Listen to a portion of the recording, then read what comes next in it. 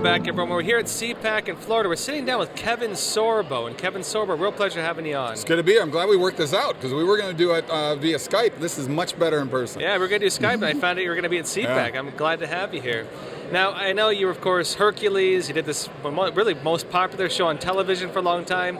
And, you know, with the way culture is gone now, you become actually one of the louder voices on Twitter and social media. It was interesting to see, actually. Well, you know, it's interesting. You know, back in the 90s when I was doing Hercules, I shot 7 years down in New Zealand. I got to brag, we did become the most watched show in the world in 176 countries. Got to throw that in.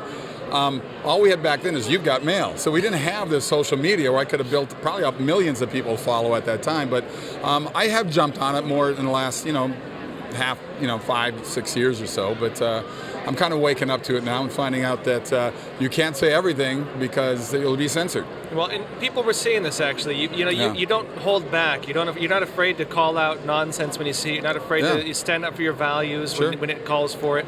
And I know now you've been censored by Facebook. And I think people were kind of shocked by that. I know you had, 500,000 followers? I had 550,000 followers. They actually took down the site completely. They've been shadow banning me for over a year now. Where they told me, they said, look, you're posting stuff about COVID, you're posting stuff about voter fraud, that's just not true.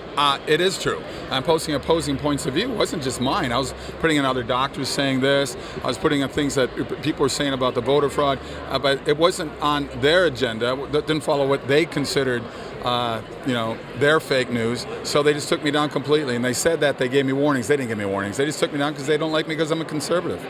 Now, Kevin, I know one of the big things you're doing right now, none of our viewers may be aware, you're doing a lot of documentaries actually, and you're hitting some really tough topics. So what's your latest work you're doing? Well, I got to give a plug for Before the Wrath. It's the #1 movie documentary on Amazon for about 6 months now. Before the Wrath is a documentary in the Book of Revelation. It's pretty fascinating actually. And then I've got what I'm here for is Climate Hustle 2. So go to climatehustle2.com. You can get all kinds of information on it. I'm speaking tomorrow at 4 o'clock on it.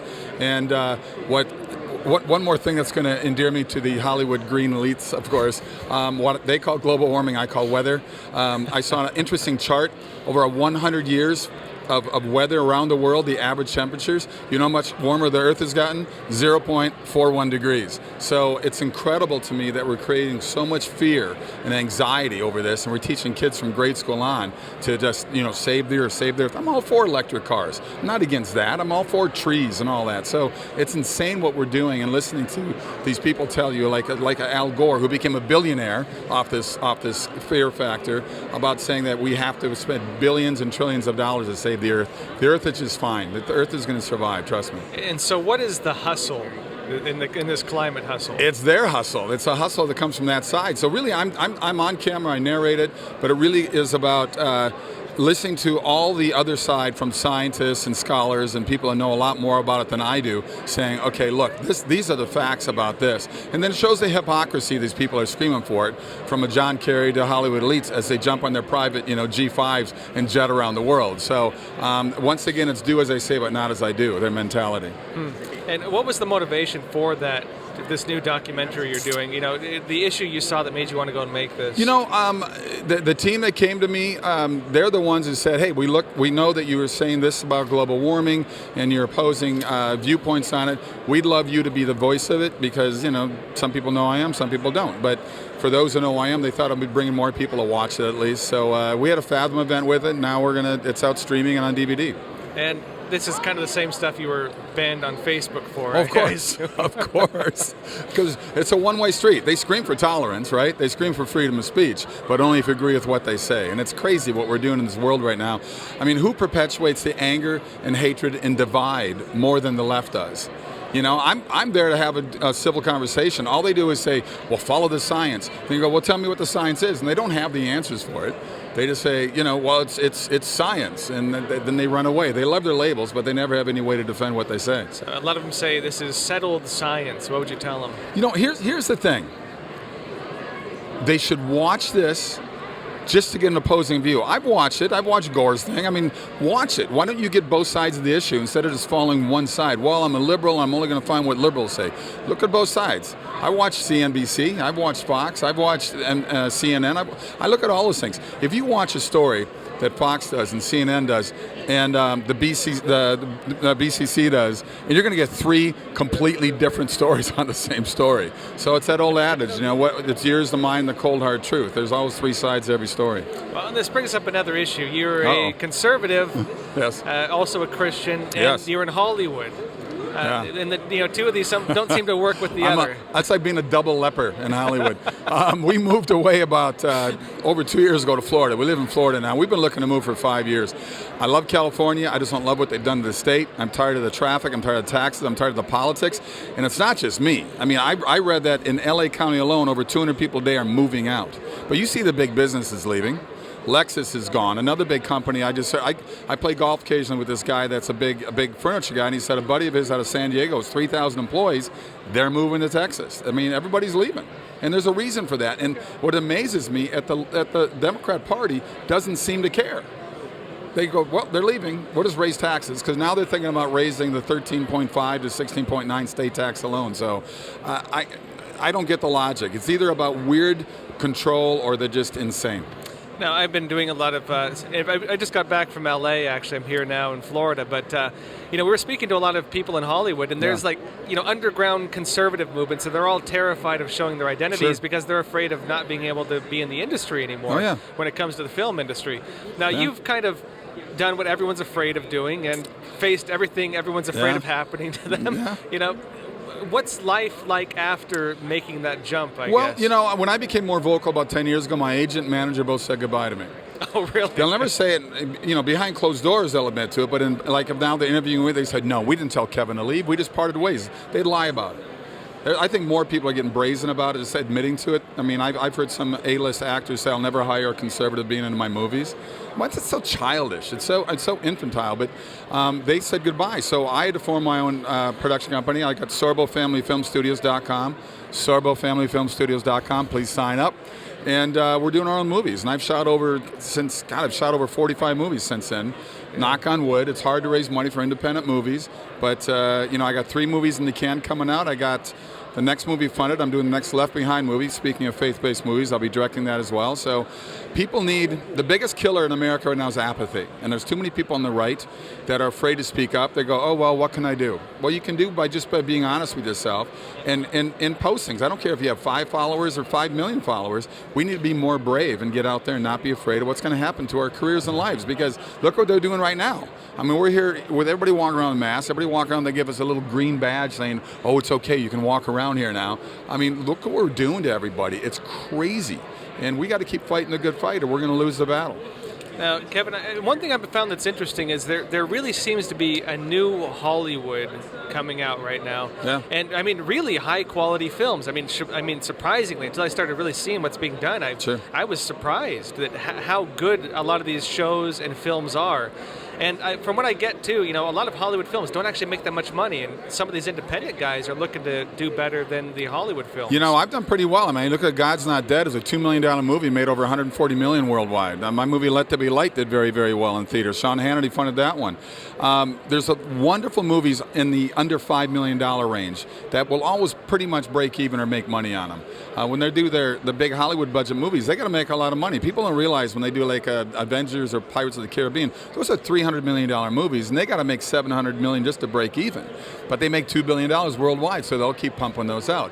But I like doing movies that have real characters. I'll never be Hercules in real life. You'll never be Tarzan in real life. But I like doing movies about real people that people can relate to, that have hope and faith and love and things like that, and redemption and laughter. I mean, people are getting tired of all the negative stuff coming out of Hollywood. Now, Kevin, one of the themes here at CPAC this time is America Uncanceled, and it's very fitting because you just got canceled on Facebook. What are your thoughts about the importance of free speech? Because, like I said, you've kind of done what every person in Hollywood's afraid of doing, which is coming out and saying that, what you believe in and stating speaking your mind. You don't let yourself be censored. What is the importance of free speech? And for people who may be afraid of speaking out like you have, what would you tell them? Well, I don't like being censored, but like I said, Facebook did take me down. Twitter still got me going. On Twitter, I post a lot of very funny things. I'm not going to get as political in terms of what's going on with COVID, what's going on with voter fraud. But to me, it's like, as I said earlier, we got to keep fighting the good fight, and people can't be afraid of it. And I'm just going to keep doing what I'm doing. And I'm thankful that I still have a career in an industry that I love. and I wish Hollywood would be more open to having, legitimate talks across the table, but they're the ones, more than anybody, who've created this divide, and we need to find a way to build a bridge, I guess. Now, a lot of people see Hollywood getting bought up by China, production studios, talent houses, some of the theaters like AMC, Dolly and Wanda, and so on. And they see as well that they're not making films now because of the virus. A lot of it's put on hold. Sure, and a lot of people are wondering what's in store for, then they're making, of course, these films with all these politically correct themes that people don't like, and they get annoyed and they don't want to watch the movies. You see a lot of big-looking films come out and just bomb. Yeah. They do terrible. And they're wondering now, is Hollywood dying? And would you say that's a realistic thing? And if so, what is? Well, I think you look at. I heard Regal Cinemas went under. They're gone. AMC is making a comeback right now. I've been in touch with them about doing some movies with them to go direct. They would fund the movies. I would have to find a way to raise money to promote it, but they would put it in their theaters. So we're looking at different avenues. I'm sure Hollywood's looking at different avenues.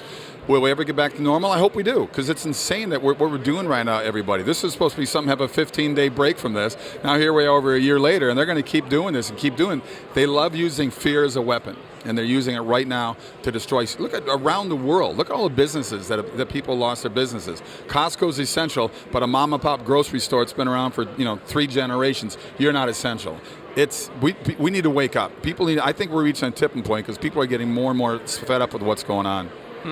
And you mentioned some of the work you have going on right now. You talked about these new films coming out, the new Left Behind. I remember seeing those old movies for a long time back now. What's the next one going to be featuring? It's really from their book, their third book. I think they did, 11 books or something. Jerry Jenkins and LaHaye, they did all these books, and I'll be directing the next one. I'm starring in the next one. I'm taking over the role that Nicolas Cage was in the second one. And I've got another one called Use Mercs. It's a funny comedy. We're going to start filming that pretty soon up in Canada. I've got a new half-hour comedy called The Potwins. It's like Last Man Standing, Tim Allen's show. We shot 8 episodes back in California last July and summer. 3 COVID tests a week by both sides of the crew and the cast. But it did very, very well. And we'll see what happens if that one gets any airtime now. But I'm still doing what I can do. I mean, my next movie that's coming out is called Miracle in East Texas. I directed it.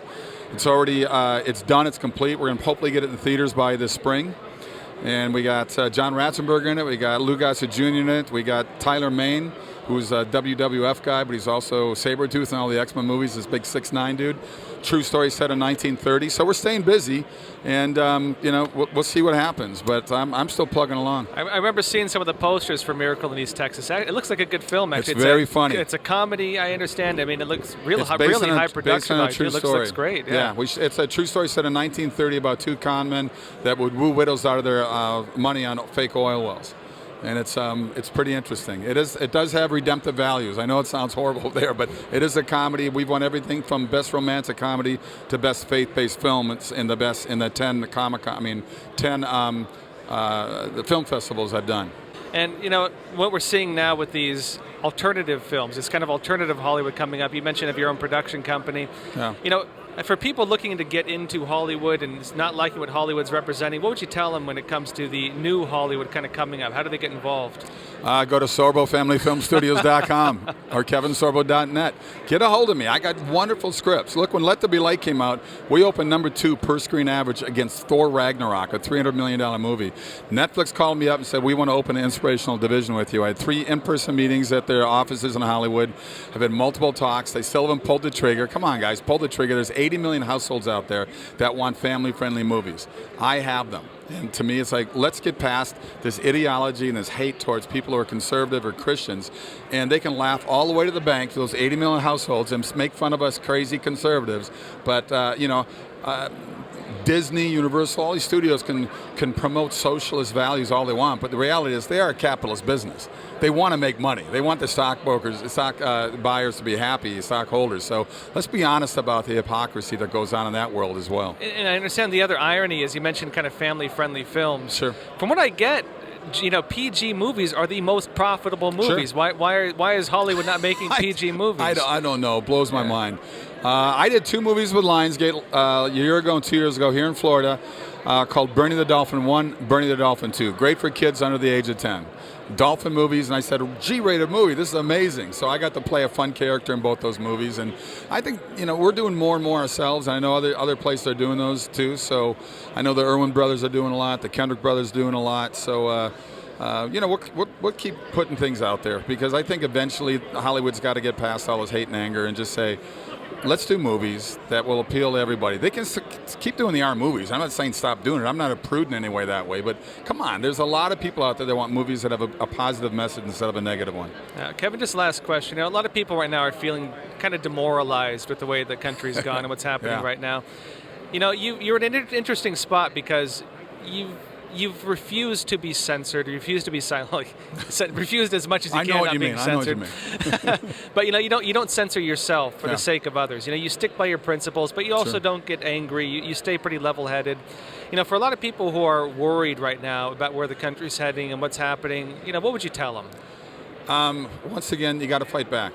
You can't let this get down. I understand. Look, it's hurt. I'm not crying me a river here. I've lost a bunch of movies last year. I do a lot of speaking events for Christian education, for medical, for motivational, for pro-life. I do a lot of those. I had 16 events all canceled last year. Now that's a bread and butter job for me, and I love doing it as well because those are things I believe in. And I lost all those things too. And there's a lot of people out there hurting a lot more than me.